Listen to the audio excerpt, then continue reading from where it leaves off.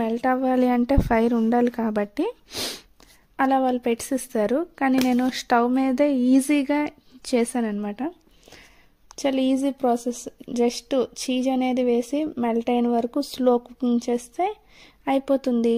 కాకపోతే మనం తినే వరకు చీజ్ మెల్ట్గా ఉండాలి కాబట్టి స్లో ఫ్లేమ్ హీట్లో ఉంచాలి.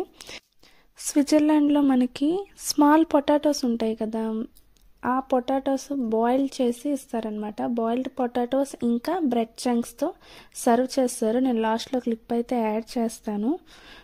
నేను మాత్రం ఇక్కడ బేక్డ్ పొటాటోస్తో ట్రై చేశాను. టేస్ట్ వైజ్ చాలా యమ్మీగా ఉంది. నాకైతే చాలా బాగా నచ్చింది. నేనైతే చాలా బాగా ఎంజాయ్ చేశాను. లాస్ట్లో అయిపోయింది కదా అని వదిలేయకండి, ఎందుకంటే ఆ లాస్ట్ రోస్టెడ్ చాలా యమ్మీ టేస్ట్ ఉంటుంది.